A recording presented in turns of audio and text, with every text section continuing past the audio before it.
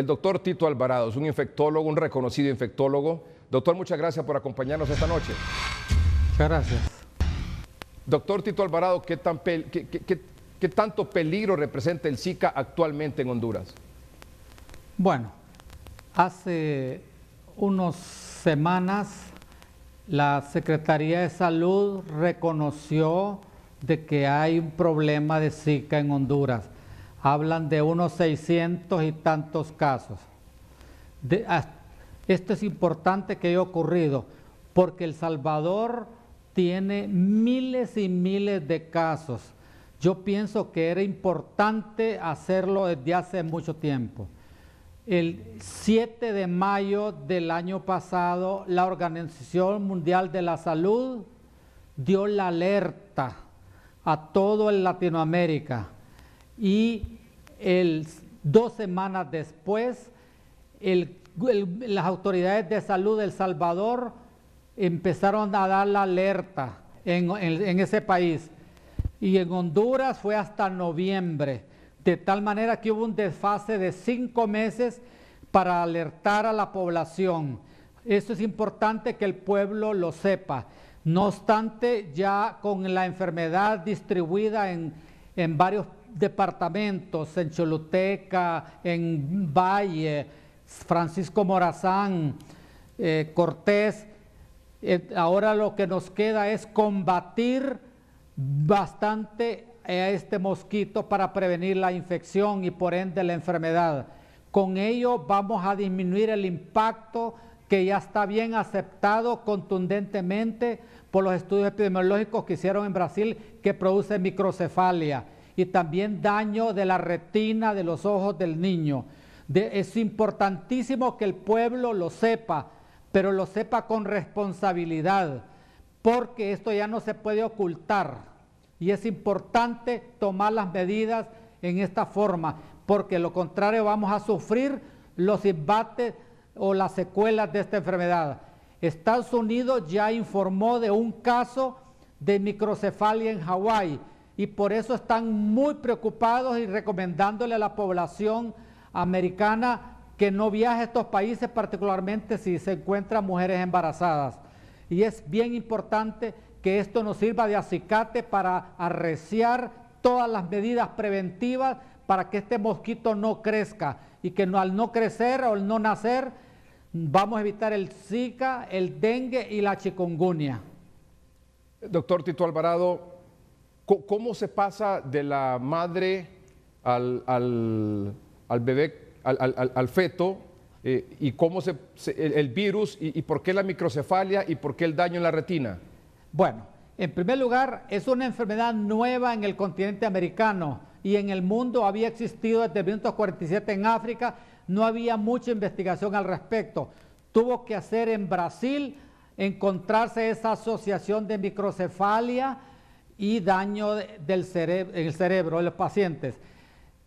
La manera de cómo penetra el virus es que el paciente embarazada a los 3 meses de edad de embarazo se infecta de este virus y a través de la placenta le puede penetrar al torrente circulatorio del niño y por ende al sistema nervioso central, el cerebro y también a la retina del niño. Y por un producto que todavía no se conoce muy bien, produce estas alteraciones, así como otras enfermedades que ya son conocidas que producen microcefalia, como citomegalovirus, como la propia sífilis, el virus del SIDA, la rubiola y una serie de otras entidades conocidas que producen estas alteraciones. Zika es uno más de la lista de todas estas enfermedades que producen estas. Está confirmado que Zika de madre embarazada pasa al bebé y genera y puede producir microcefalia y daño en la retina. Confirmado. Hasta hace un mes aproximadamente solo teníamos asociación epidemiológica y ecológica, pero ahora ya hay datos contundentes con técnicas moleculares. Se ha encontrado el virus en los cerebros de los recién nacidos. Se ha encontrado ahí y eso es contundente, la presencia de virus en los restos ya de pacientitos que han fallecido Por lo tanto, la relación que este virus con microcefalia está muy aceptada.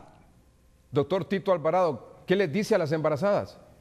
Pues lo que les recomiendo es, en primer lugar, que eviten contaminarse, eviten el contacto con el mosquito, ayudando a prevenir que nazca, limpiando las pilas, haciendo la untadita en todas las casas para que no nazca este mosquito, porque no tenemos otra alternativa. Va a ser muy difícil que no se infecte si hay demasiados mosquitos. Obviamente, el sentido común de las embarazadas y del pueblo, de la comunidad en general, le dice de que evite estar en sitios donde está la enfermedad, use repelentes, etcétera, etcétera. Y se va a un país a una zona donde hasta está esta enfermedad, pues que no vaya, así como están recomendándole todas las poblaciones donde no se encuentra, porque no tenemos otra alternativa. Es importante a considerar esto porque las repercusiones pueden ser bastante terribles.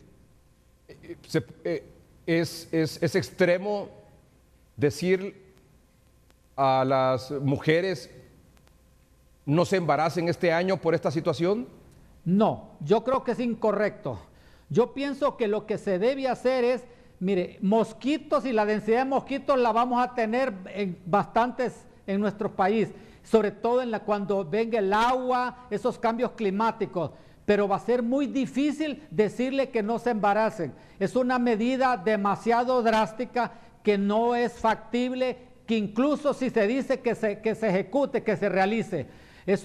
Uno puede recomendarle las cosas de prevención, pero que no se embarace es una medida muy extrema. Yo creo que si yo estaría en Estados Unidos, la medida sería que no visitar estos países, pero viviendo en este país, decirle a una mujer que no se embarace es bien difícil, esto es una cosa demasiado extrema. No es posible que se cumpla esto.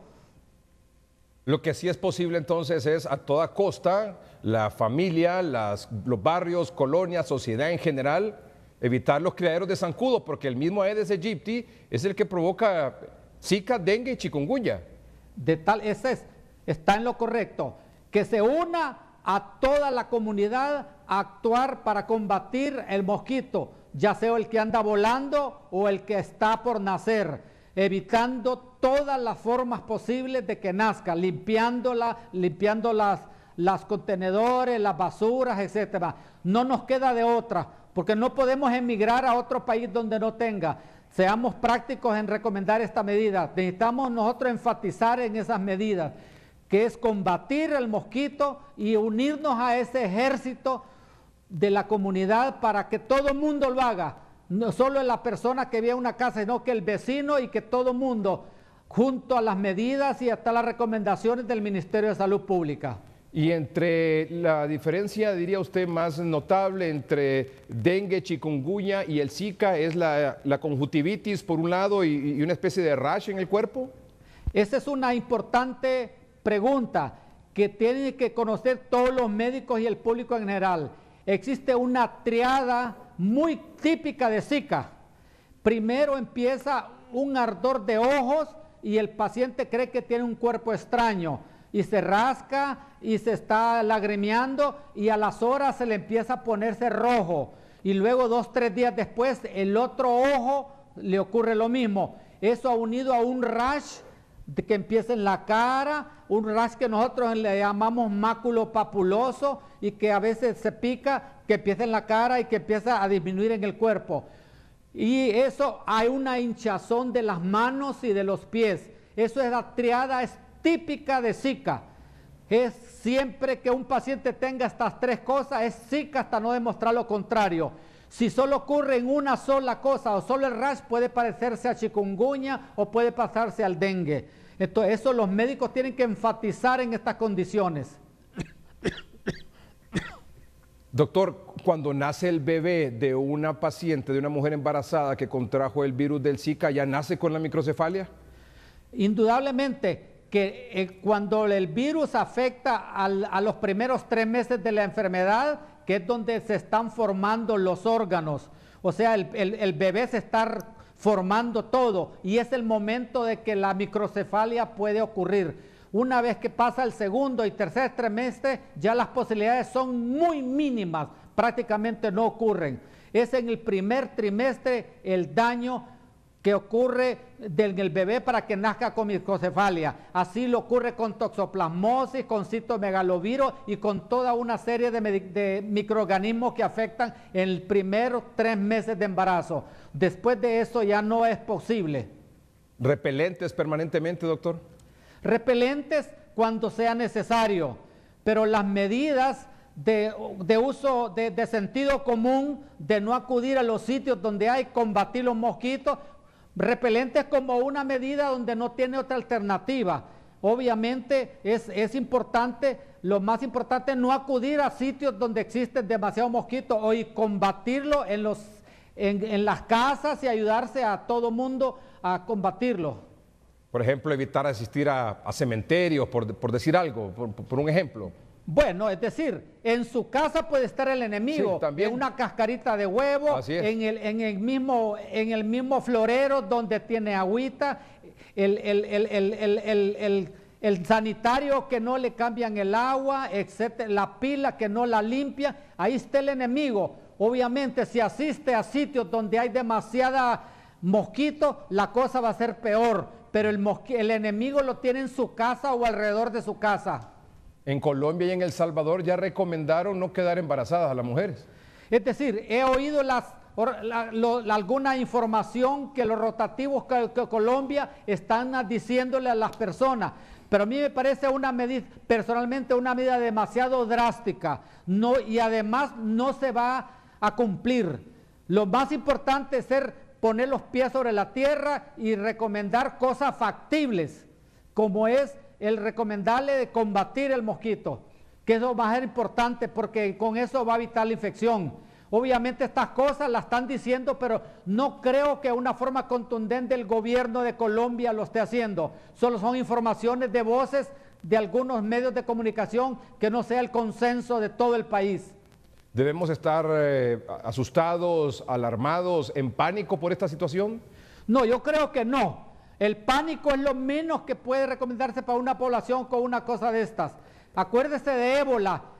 Ébola era peor. Ébola mataba con tasas de fatalidad de 60, 70, 80%. Y entonces una persona con pánico no hace las cosas adecuadas. Lo que hay es informarse y que el médico y la población se informe a su nivel. Y eso no es alarmar a la población, que se informe, porque una persona no informada es una persona presa para adquirir cualquier infección y por ende a tener la muerte. Así que lo importante es informarse en una forma adecuada. De lo contrario, va a ser fácil presa de cualquier información, no solo de Zika, sino que de cualquier otra enfermedad. Doctor Tito Alvarado, muchas gracias por aceptar esta conversación. Muchísimas gracias.